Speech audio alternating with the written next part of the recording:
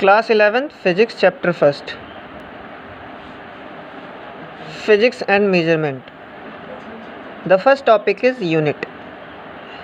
To measure a physical quantity, we require a standard of measurement. This standard is called the unit of physical quantity.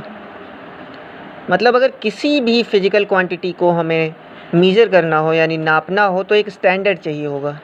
अब ऐसा तो है नहीं कि हम ऐसे अंदाजे से किसी चीज़ में एक डिब्बे में कुछ भर लें और कह दें कि ये 1 किलो है। कोई ना कोई स्टैंडर्ड चाहिए होगा और उस स्टैंडर्ड को हम क्या कहते हैं? यूनिट कहते हैं। This standard is called the unit of that physical quantity. अब हर चीज़ की कोई यूनिट होती है। आप लेंथ की यूनिट होती है, आप दौड़ोगे तो कहते हैं कि 2 किलोमीटर दौड़ा बंदा या 1 किलोमीटर दौड़ा, तो वो क्या होती है? किलोमीटर जो है वो आपकी यूनिट है। और जो आपकी 2, 3, 4 ये क्या होती है? न्यूमेरिकल वैल्यू होती है। ये होती है न्यूमेरिकल वैल्यू। और जो क्वांटिटी आपकी साथ में मतलब क्वांटिटी को रिप्रेजेंट कर रहा होता है उसको हम यूनिट कहते हैं। तो to measure a physical quantity, किसी भी फिजिकल क्वांटिटी को मीजर करने के लिए हमें एक स्टैंडर्ड चाहिए होता है और उसी स्टैंडर्ड को हम क्या कहते हैं? यूनिट कहते हैं। अब किसी भी फिजिकल क्वांटिटी को रिप्रेजेंट अगर हम करते हैं तो हम एन यू मतलब ऐसे रिप्रेजेंट करते हैं। ये एन यहाँ पे उसकी न्यूमेरिकल वैल्यू को रिप्रेजेंट करता है और यू रिप्रेजेंट करता है यूनिट को। अब इसका हम एक एग्जांपल लेते हैं। सपोज हम ले लेते हैं 4 और साथ में ले लेते हैं किलोमीटर। तो यहाँ पे 4 जो है वो न्यूमेरिकल वैल्यू है उसकी और किलोमीटर जो है वो यूनिट को रिप्रेजेंट कर रहा है।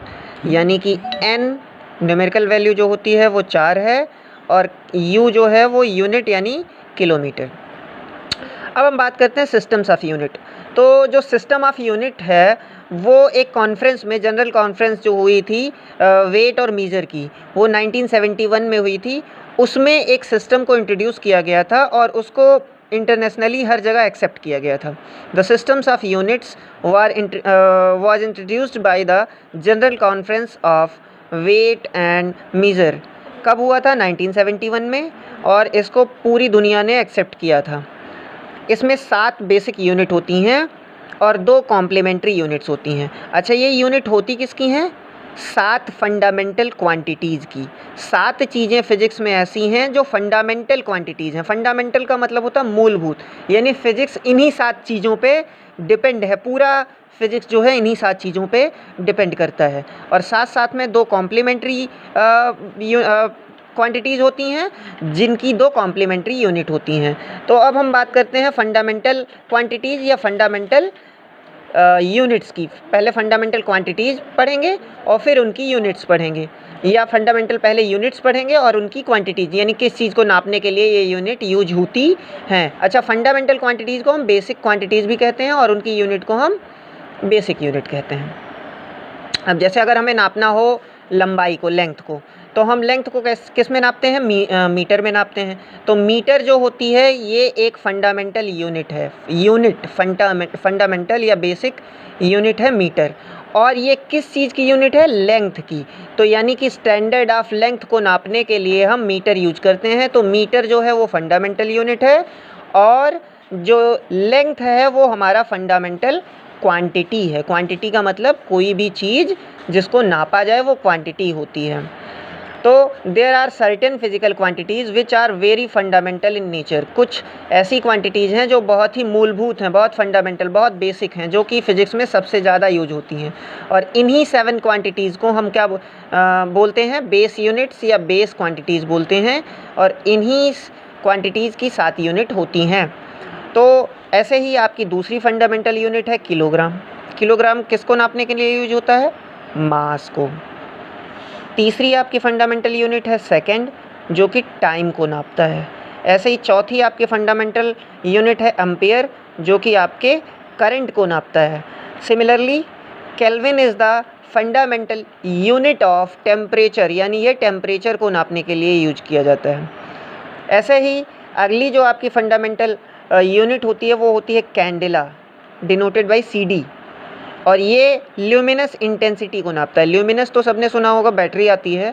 ल्यूमिनस इंटेंसिटी, ल्यूमिनस का मतलब होता है प्रकाश यानी लाइट, और इंटेंसिटी मीन्स होता है तेज़ी यानी तीव्रता, यानी प्रकाश की तीव्रता, यानी प्रकाश कितने मतलब कैसा है उसको नापने के लिए, प्रकाश कितना तेज़ है ये नापने के लिए कैंडेला यूज किया जाता है। ऐसे ही किसी भी सब्सटेंस या सब्सटेंस के अमाउंट को नापने के लिए, किसी भी सब्सटेंस के अमाउंट को नापने के लिए हम क्या यूज करते हैं, मोल। आपने केमिस्ट्री में मोल को पढ़ा होगा।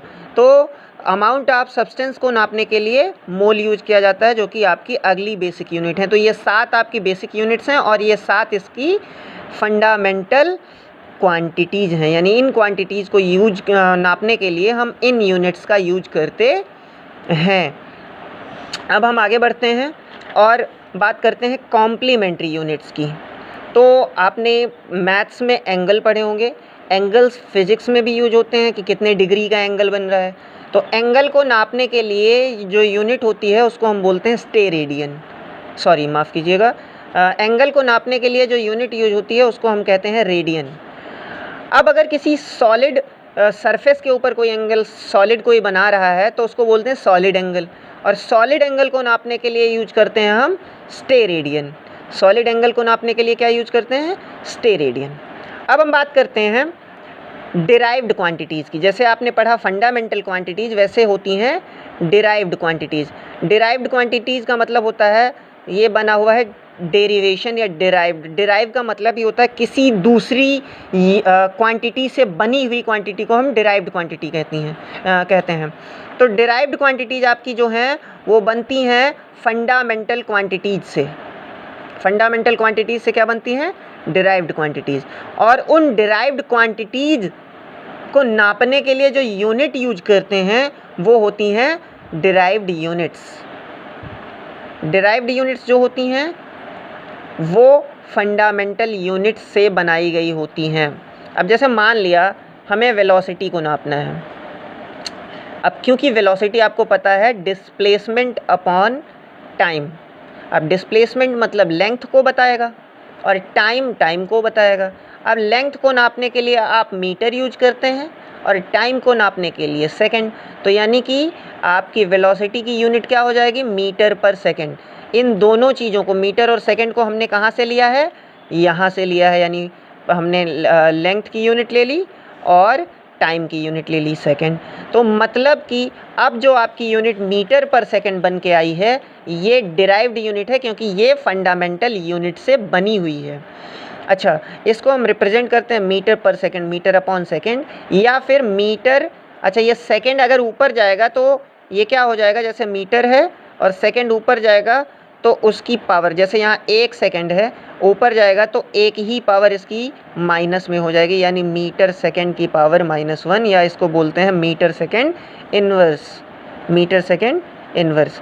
सिमिलरली अगर हम बात करते हैं एक्सेलरेशन की, तो एक्सेलरेशन आपका जो होता है वो क्या होता है, रेट ऑफ चेंज ऑफ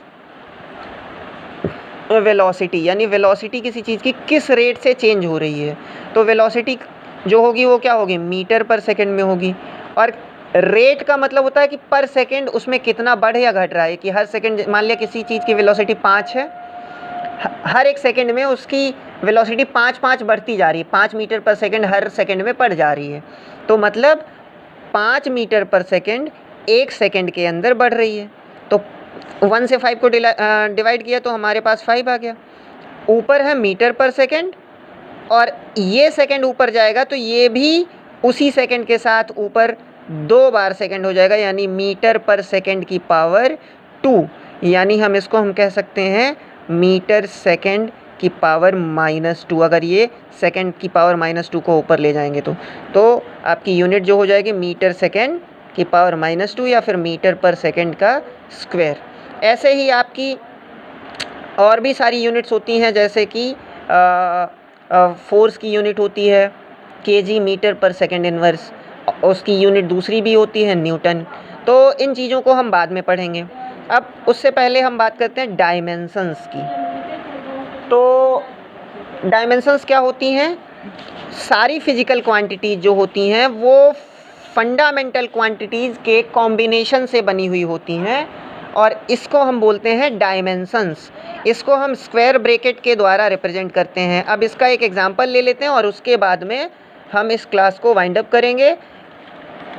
अगला वीडियो कल आपको फिर से मिल जाएगा। पहला चैप्टर जो है वो आपका आधा ख़त्म हो चुका है, आधा चैप्टर आपका बचेगा जो कि हम कल आपको बताएंगे। पहले आपको हम किसी भी चीज़ का डायमेंशन कैसे निकालते हैं वो क्लियर कर देते हैं। तो जैसे अगर हम बात करें डायमेंशंस की, तो जैसे मान लिया कि हमें डायमेंशन निकालनी है एक्सेलरेशन की।